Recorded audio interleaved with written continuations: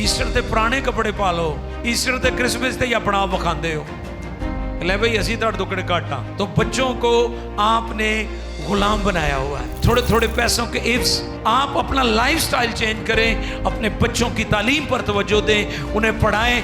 ना कोई उनका मजहब तब्दील करेगा, ना कोई उन्हें गुलाम बना सकेगा, ना कोई उन्हें नीचा दिखा सकेगा, वो हमेशा ऊपर जाएंगे।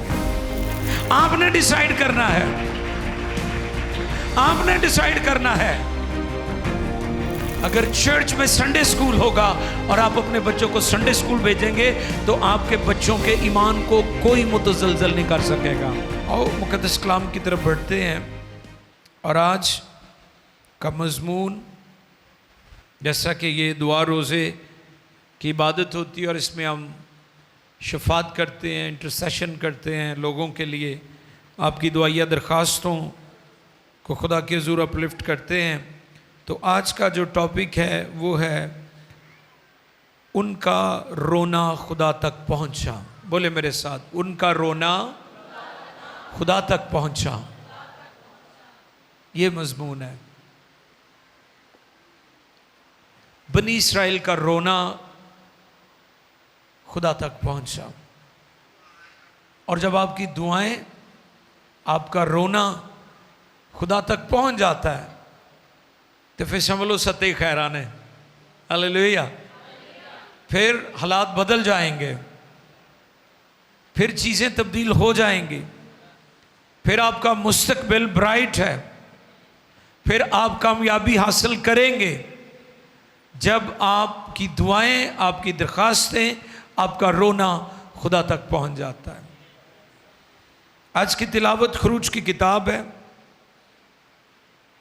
पुराने अहदनामा में से खरूज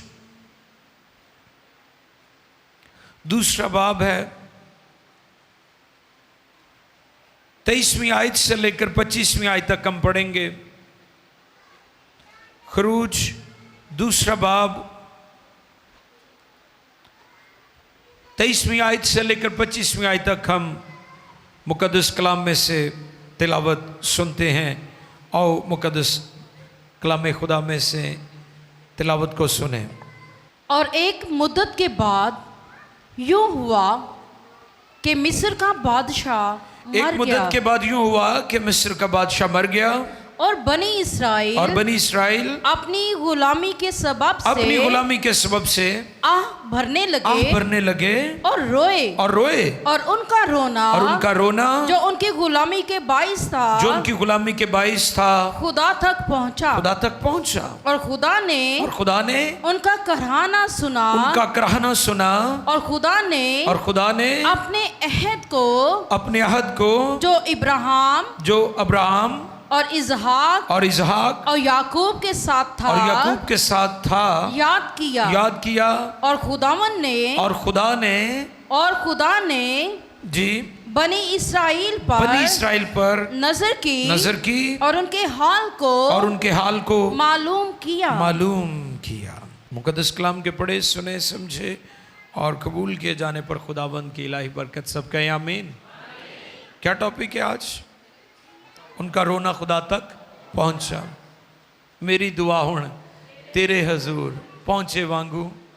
दाऊद भी यही कहते हैं ना, वो रोता है खुदा के हजूर, अपनी दरख्वास्तें, अपनी इल्तिजाएं, सप्लिकेशंस, मुनाजातें पेश करता है, और वो कहता है कि मेरा रोना, मेरा हाथ उठाना तेरे हजूर मकबूल हो जाए। कलाम खुदा में लिखा है, और एक मुद्दत के बाद यूं हुआ कि मिस्र का बादशाह मर गया और बनी इस्राइल अपनी गुलामी के सबब से आह भरने लगे।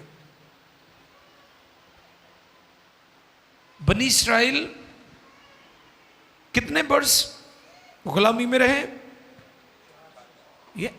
यस, यानी गुलामी में पिस रहे थे और कुचले और सताए जा रहे थे।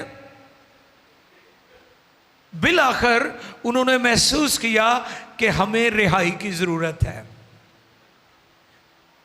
ये जो गुलामी है ना, ये एक जुआ है, ये एक बंधन है, और जो इसमें जकड़ा जाता है, अगर वो खुद डिसाइड नहीं ना करेगा कि मैंने निकलना है, तो वो कभी नहीं निकल सकता।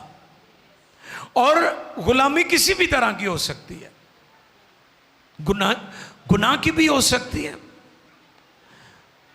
आप मकरूज भी हो सकते हैं, कर्जे के नीचे भी हो सकते हैं। अगर आप फैसला करेंगे ना कि मैंने इसमें से निकलना है, तो फिर निकलेंगे, वरना नहीं निकलेंगे। गो खुदा ने वादा किया था, लेकिन खुदा देख रहा था कि मेरे लोग जो हैं ये किस तरह से चलते हैं, क्या सोचते हैं, क्या फील करते हैं। अब यहां पर जो टेक्स्ट हमारे लिए पढ़ा गया है, उसका कॉन्टेक्स्ट ये है कि वो गुलामी में रहकर, गुलामी में पिसकर तबाह हाल थे, और अब वो उस गुलामी से निकलना चाहते हैं। तो सवाल है आपके सामने कि क्या आप भी गुलामी से निकलना चाहते हैं? अगर आप निकलने के लिए तैयार हैं, अगर आप चाहते हैं कि गुलामी खत्म हो जाए, तो खुदा यकीनन आपकी गुलामी खत्म करेगा। गुलाम की अपनी कोई मर्जी नहीं होती। जिसका वो गुलाम है, वो उसकी मर्जी के ताबे है। गुलाम यानी वो ना तो अपने बच्चों की तालीम और तरबियत कर सकते थे, और ना वो खुदा की इबादत कर सकते थे, क्योंकि गुलाम थे। गुलाम की अपनी कोई मर्जी नहीं होती। और आज भी मॉडर्न दौर है, मॉडर्न स्लेवरी भी आपको पता है, बाउंडेड लेबर जिससे कहते हैं। ये जो भट्टों पर जो लोग काम करते हैं, बेसिकली ये एक तरह की गुलामी है। ये बाउंडेड लेबर होती है। इन्होंने एग्रीमेंट किया होता है कि आप हमें इतने पैसे दे दें, हम आपके लिए काम करते रहेंगे। और पाकिस्तान के आज भी बहुत सारे देहातों में जो लोग बेचारे सेपी होते हैं, पंजाबी जो उन्होंने कहा था सेपी ने, तो ये भी एक तरह की गुलामी है। और थोड़े थोड़े पैसों के एवज लोग अपने बच्चों को, अपनी बेटियों को जुल्म और सितम के लिए छोड़ देते हैं।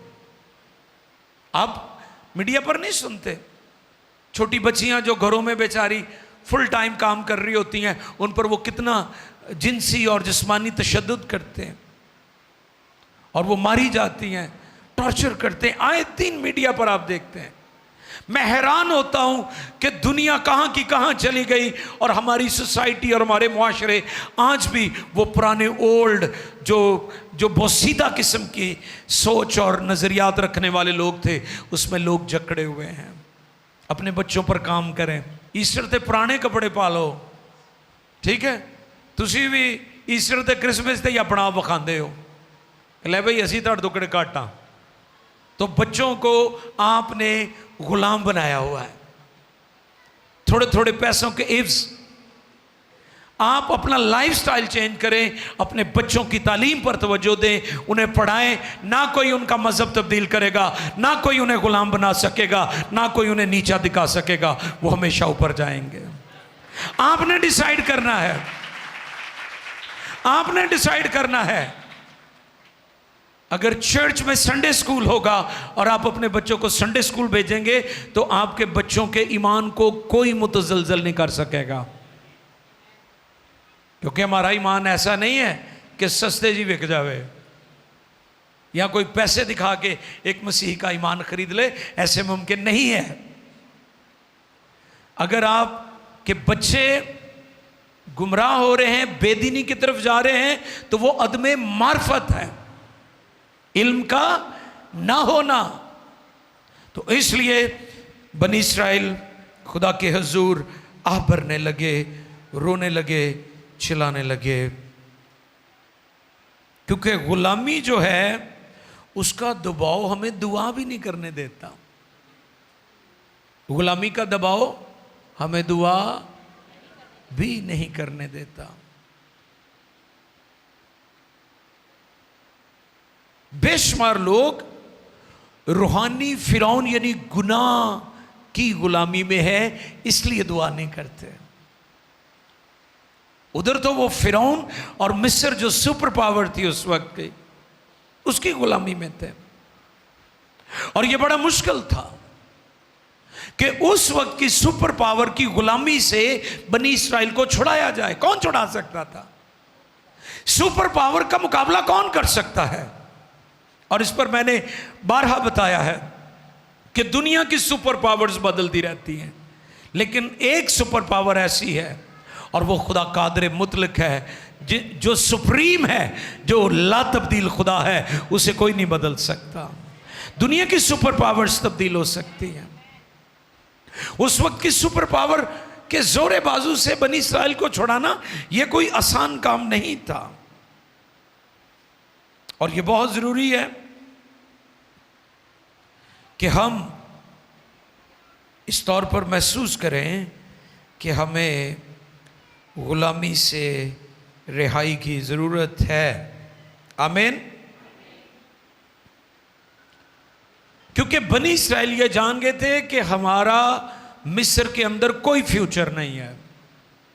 गुलाम का गुलामी के अंदर कोई फ्यूचर नहीं। बोले मेरे साथ, गुलाम का गुलामी के अंदर कोई फ्यूचर नहीं। बनी इस्राएल का मिस्र के अंदर फिरौन की गुलामी में कोई फ्यूचर नहीं था। अपना फ्यूचर ठीक करने के लिए उन्होंने फैसला किया कि हमें खुदा के हुजूर दुआ में आवाज बुलंद करने की जरूरत है। जब आप ये फील करेंगे ना कि मैं गुनाह की गुलामी में हूं, मैं गुर्बत की गुलामी में हूं, मैं कर्ज की लानत के कब्जे में हूं, मैं मकरूज हो चुका हूं, मैं सूद की लानत में चला गया हूं, जब तक आप डिसाइड नहीं करेंगे तब तक आप इस लानत से नहीं निकलेंगे। ये आपने डिसाइड करना है।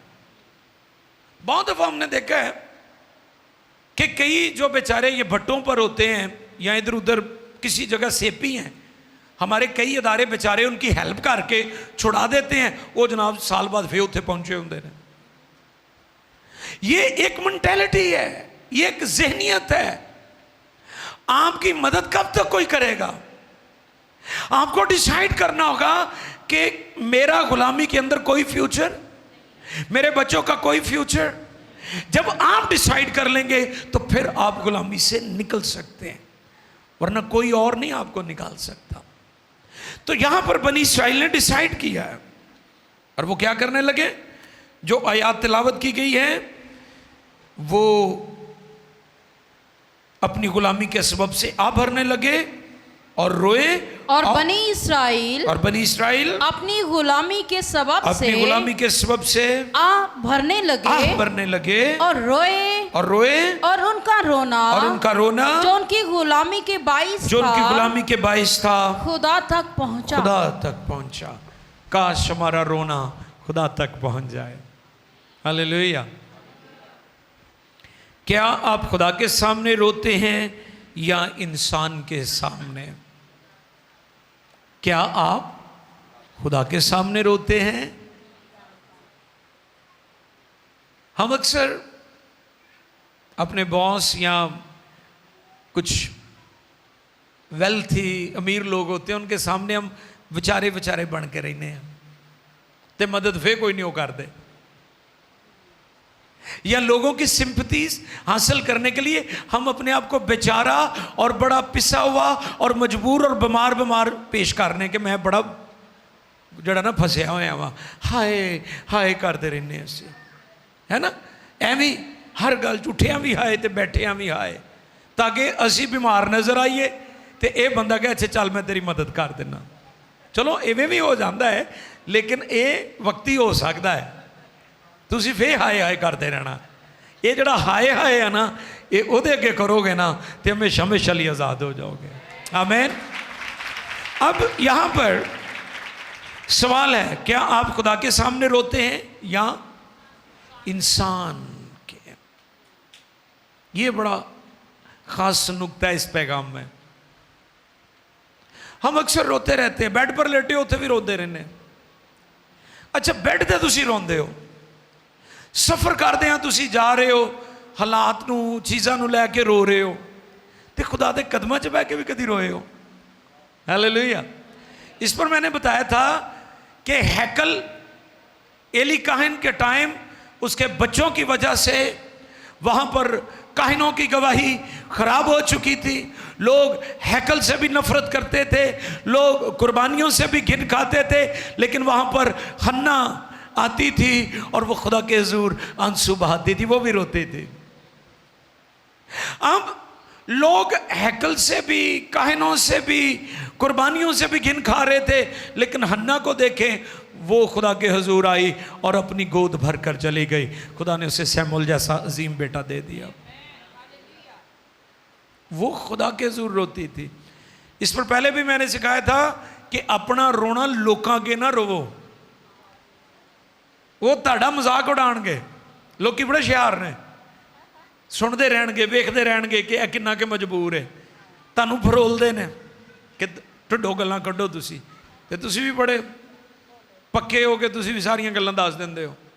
फिर वही लोग आपको ब्लैकमेल भी करते हैं, आपका मजाक भी उड़ाते हैं, आपकी बदनामी का बाइस भी बनते हैं। रोना है तो सिर्फ उसके हुजूर रोए।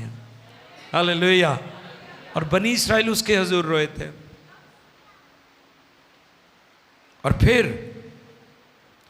बनी इस्राएल जब उसके हुजूर रोए तो इस्तिस्ना 7वें बाब की 6ठी आयत से लेकर 9वीं आयत तक हम पढ़ते हैं। आओ देखें, इस्तिस्ना 7वां बाब है, 6ठी से 9वीं आयतें मुकद्दसा तक। इस्तिस्ना 7:6 में लिखा है, क्योंकि तू खुदावंद अपने खुदा के लिए, क्योंकि तू खुदावंद अपने खुदा के लिए एक मुकद्दस कौम है, एक मुकद्दस कौम है। खुदावंद तेरा खुदा खुदावंद तेरे खुदा ने तुझको रूहे जमीन की, तुझको रूहे जमीन की और सब कौमों में से, और सब कौमों में से चुन लिया है, चुन लिया है, ताकि उसकी खास उम्मत ठहरे। खास उम्मत ठहरे। खुदावन ने जो तुमसे मोहब्बत की और तुमको चुन लिया, तो इसका सबब ये ना था कि तुम शुमार में और कौमों से ज्यादा थे, क्योंकि तुम सब कौमों से शुमार में कम थे, बल्कि चूंकि खुदावंद को तुमसे मोहब्बत है, और वो उस कसम को जी जो उसने तुम्हारे बाप दादा से खाई पूरा करना चाहता था। इसलिए खुदावंद तुमको अपने जोरावर हाथ से निकाल लाया और गुलामी के घर यानी मिस्र के बादशाह फिरौन के हाथ से तुमको मखलसी बख्शी। सो जान ले कि खुदावंद तेरा खुदा वही खुदा है, वो वफादार खुदा है,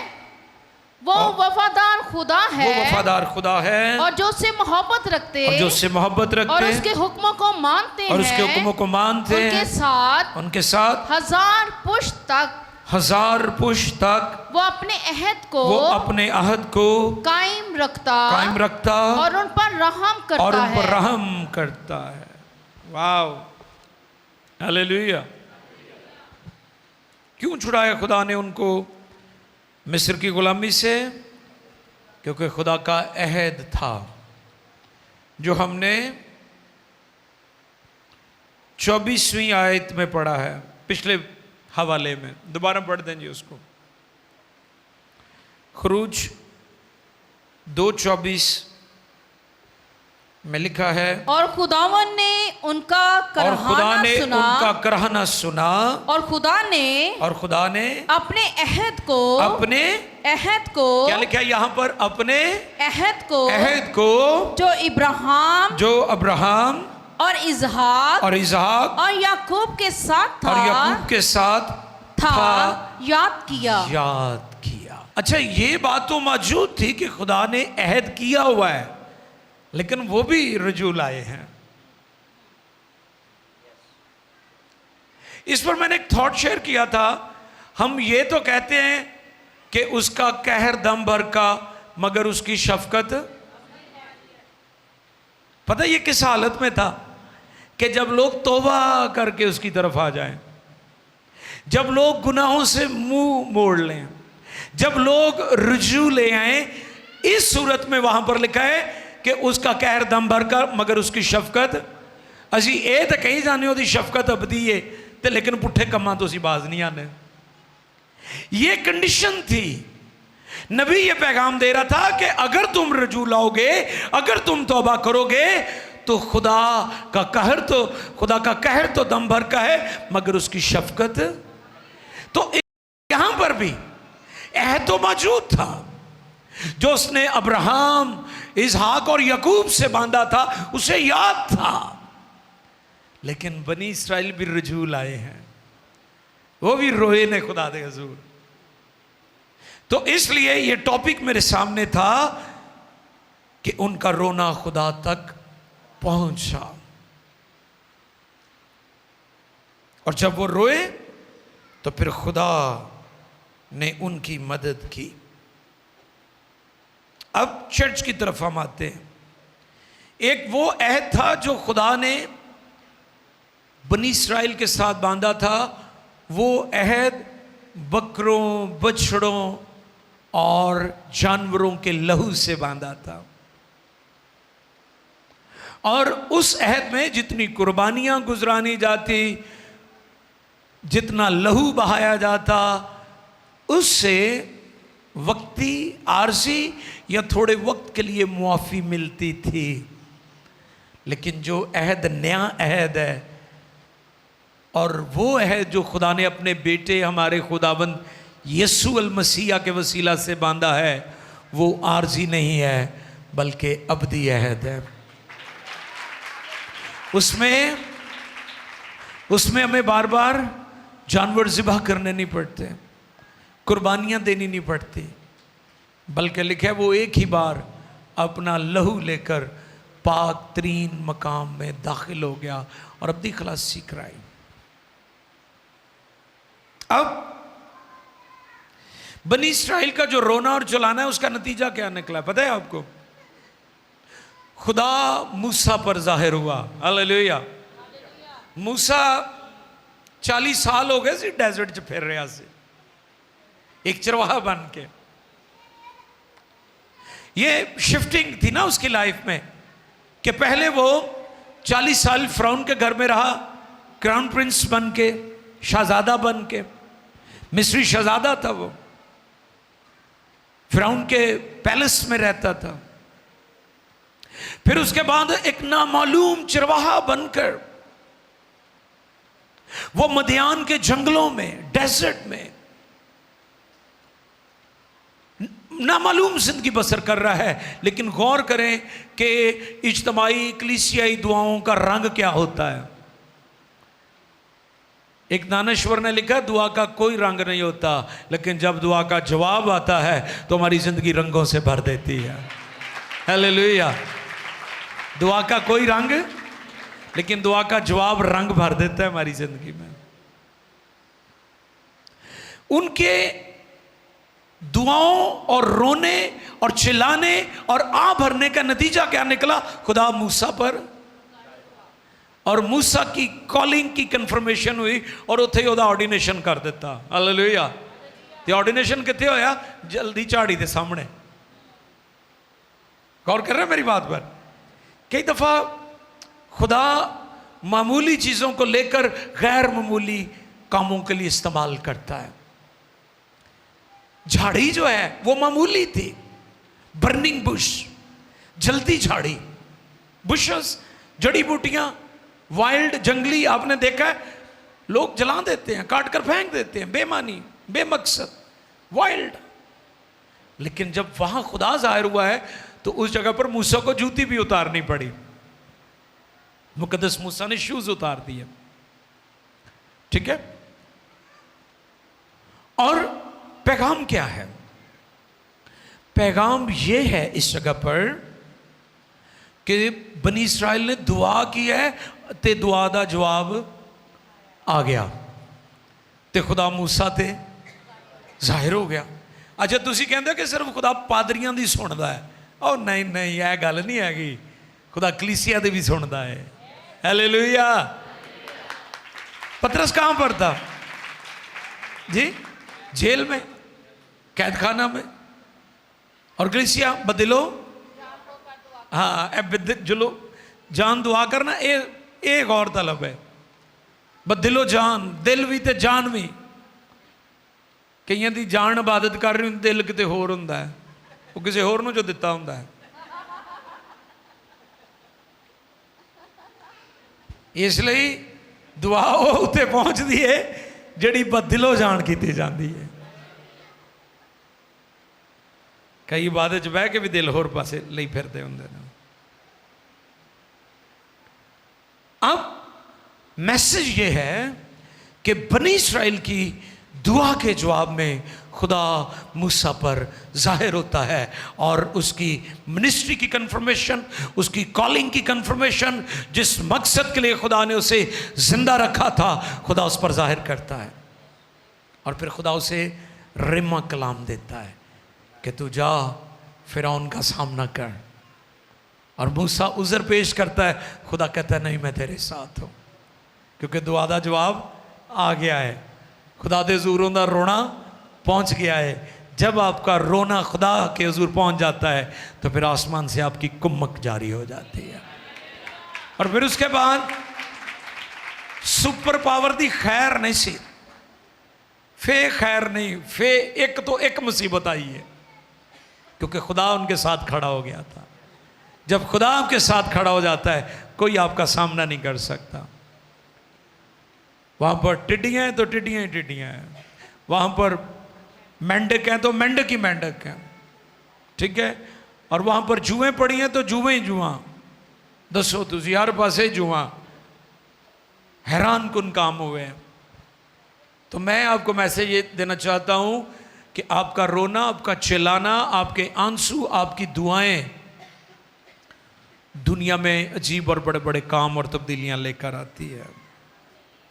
आप अक्सर कहते हैं कि मैं तो इतना बड़ा ईमानदार नहीं हूँ, या मैं पास्टर या लीडर नहीं हूँ, लेकिन सच्चे दिल से बदिलो जान आंसुओं के साथ जब आप दुआ करेंगे तो खुदा आपकी दुआओं का जवाब देगा।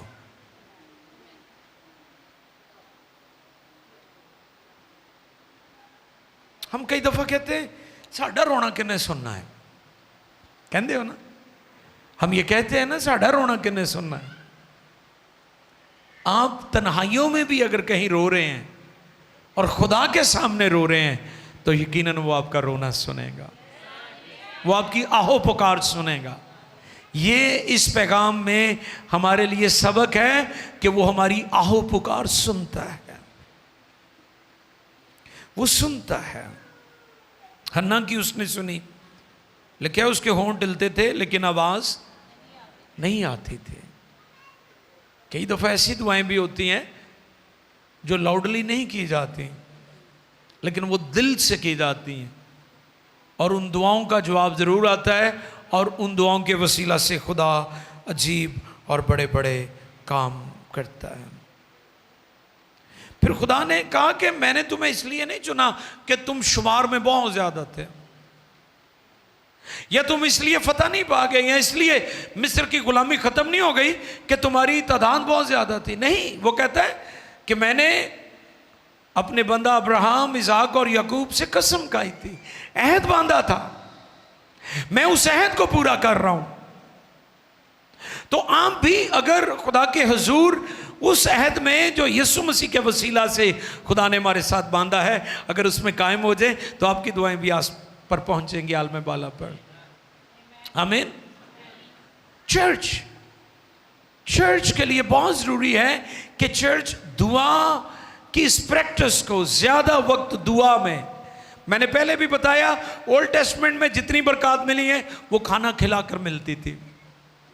नबियों की, खादमों की, मुकद्दसीन की, लोगों ने सेवा की, नतीजतन उन्हें औलाद मिल गई, उन्हें बरकत मिल गई, जंगों में फतह मिल गई, माली बरकतें मिल गई, माल मवेशी बढ़ गए। लेकिन न्यू टेस्टमेंट के अंदर जो हमें पूरी पिक्चर नज़र आती है कि जहाँ जहाँ वो दुआ के लिए इकट्ठे हुए, वो एक बाला खाना में थे, जिस घर में दुआ कर रहे थे, दुआ ख़त्म हुई, वो घर हिल गया।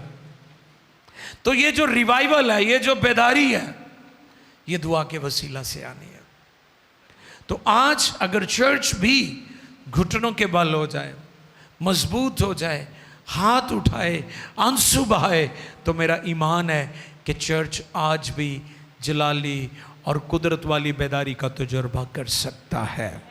आमीन, हालेलुया। और फिर हम यूनतन, दाऊद की तरह जो जो जंगें लड़ेंगे, खुदा हमें उसमें फतह बख्शेगा। हालेलुया। लेकिन डिसाइड आपने करना है कि गुलामी च रहना है या गुलामी चो निकलना है। बनी इस्राइल को समझ आ गई कि हमारा मिस्र के अंदर कोई मुस्तकबिल, हालेलुया, हमारा मुस्तकबिल खुदा कादिर मुतलक के हाथ में है। तो इसलिए वो रजू लाए, वो खुदा के ज़रूर चिल्लाए, वो रोए, और खुदा ने उनकी दुआ का जवाब दिया। कलीसिया पाकिस्तान के सामने ये मैं चैलेंज रखता हूँ, आप अगर समझते हैं कि हम गुलामों जैसे हैं, हमारे साथ रवैये ठीक नहीं है, हम तादाद में थोड़े हैं, तो खुदा के हजूर बनी इस्राइल की तरह चलाएं, खुदा अपनी कुदरत ज़ाहिर करेगा। और सरों को झुकाएं और मिलकर हम दुआ मांगें। हालेलुया।